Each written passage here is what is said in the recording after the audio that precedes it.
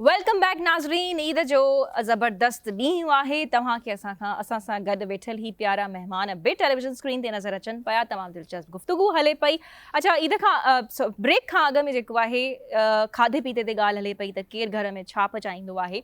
सो शाज़िया जो इहो ख़्यालु आहे त और हू कुक न कंदी आहे ऐं हूअं बि हू सम्झंदो त कुकिंग जेको आहे न, पर ख़ैर तव्हां हिकिड़ो पर्सनल ओपिनियन ॾिनो त you think that is a waste of time for you. न हुनजो रिपोर्ट आहे हिकिड़ी न हुननि चयो फॉर हर सेल्फ टू की पर जेके कन पे क्यों न औरतूं जे कम जॉब कन थियूं इहो रिपोर्ट बि आई आहे। ज़िम्मेदारी विधी थी वञे औरतुनि जी त कुकिंग करणी आहे। ठीकु आहे। इन खे त इहो सिर्फ़ इहा जॉब औरतुनि जी न आहे ऐं मर्द बि असां न। वटि प्रूफ थी चुको आहे जेके मर्द कुकिंग करे सघे। ऐं हिन वक़्तु तमामु वेठल मर्दनि खे फ़ियाज़ साहब ऐं मोहसिन साहब मां सबक़ हासिल करणु घुरिजे। ऐं सभिनी ख़वातीन खे शाज़िया मां सबक़ सिखणु शाज़िया मां घुरिजे। सबक़ हासिल। It's very important Fayaz sahab, you highlighted a very important point.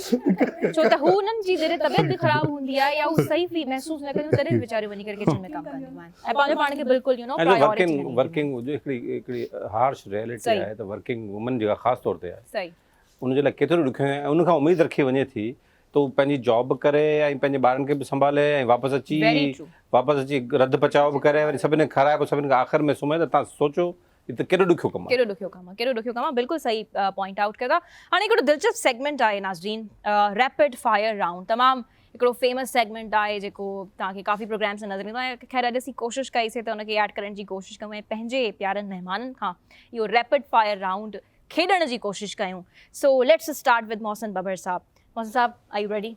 100%। ठीकु आहे। रैपिड फायर राउंड आहे त हिन जा तव्हांखे जेके जवाब आहिनि उहे बि तगड़ा ॾियणा। जल्दी बाहि ॾियणी आहे जी, जल्दी रैपिड फायर राउंड। हाँ, यस, इट्स अ रैपिड साफ़ फायर। इन में माहिर आहियूं, न फिकर न करियो।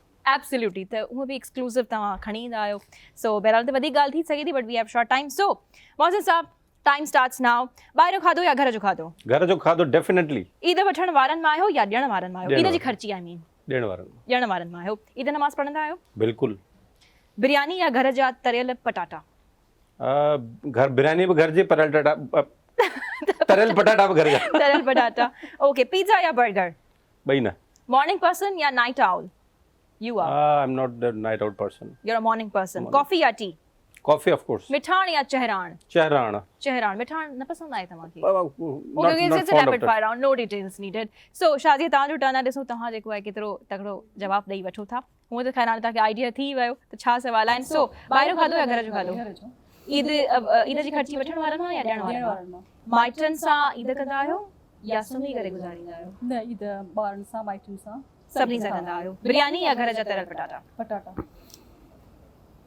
न बिरयानी। धोको? पिज़्ज़ा या बर्गर? धोको मॉर्निंग पर्सन या night owl? Night owl. Coffee या टी? कॉफी। मिठाण या चहराण? चहरान। मिठाण या चहराण? कॉफी या टी? कॉफी। मॉर्निंग पर्सन या नाइट आउल? नाइट। पिज़्ज़ा या बर्गर? नो। पिज़्ज़ा या burger? No. Neither. Oh my God. Biryani या घर जा तरियल पटाटा? बिरयानी। तव्हां मतलब पटाटनि खे धोको ॾेई छॾियो। ईद नमाज़ पढ़ंदा आहियो? न पढ़ंदा आहियो? ईद सुम्ही गुज़ारींदा आहियो? या ओके। ईद जी ख़र्ची वठण वारनि मां या ॾियण वारनि मां? अनफॉर्चुनेटली ॾियण वारनि मां। सो ॿाहिरियों खाधो या घर जो खाधो? घर जो खाधो। काफ़ी रैपिड हुयो ऐं काफ़ी दिलचस्प नमूने सां तव्हां जेको आहे जवाब ॾेई। न पर लैला इहो त असांखां पुछो था तव्हां भला ख़र्ची वठो पिया ॾियो पिया? ॾाढो इम्पोर्टेंट सवाल तव्हां Yes, पुछियो आहे। no, but जवाब ॾियणो detail there should be no detail. Rapid fire. मां ॿिन्ही मां आहियां। मां ॾींदी बि आहियां, वठंदी बि आहियां। अल्हम्दुलिल्लाह। फ़िलहाल morning night hang out. Morning night owl. अॼु जी बिरयानी तरियल जनरेशन पटाटा? ॿई ईद मतलब ॿई हलंदा। Pizza burger? ॿई हलंदा। ईद सुम्ही गुज़ारियो या पंहिंजो? नो सेलिब्रेट करे पंहिंजे माइटनि सां दोस्तनि सां। वो त तव्हांजे कपिड़नि मां लॻे थो। हा न, तव्हांखे मुंहिंजे कपिड़नि मां लॻे थो। बिल्कुलु ॾाढी जेको आहे न सख़्त तयारी थींदी आहे। Laila is a foodie. I am so junk food घणो दिखाईंदा। जंक फूड घणो दिखाईंदा। इहो तव्हां अंदाज़ो हिन मां लॻाए सघो था। पर होपफुली मां हिन शइ ते कमु कयां थी ऐं उमेद आहे त मां जेको अच्छा तव्हां लिखो था न ते? No I am working on it. त मूं जेको आहे राति जो मां जागण बंदि कयां ऐं छो त जॾहिं तव्हां राति जो जागंदा आहियो त तॾहिं तव्हांखे बुख घणी लॻंदी आहे। वो त लतीफ़ साईं चयो न, जागण में जा जस आहे हला जन खे लाहे तो लतीफ़ चए मथा कल्ब कस वरन कजां वस सुभाणे से वाह वाह। बस ही फ़ियाज़ साहब प्रोग्राम्स में बि न नाज़रीन असांखे ईअं ई लतीफ़ सरकार जा बेत पढ़ी करे वॾो सुठे नमूने सां एंटरटेन कंदा आहिनि। सो हिकु शॉर्ट कमर्शियल ब्रेक ऐं ब्रेक खां पोइ ॿीहर हाज़िर थियूं था।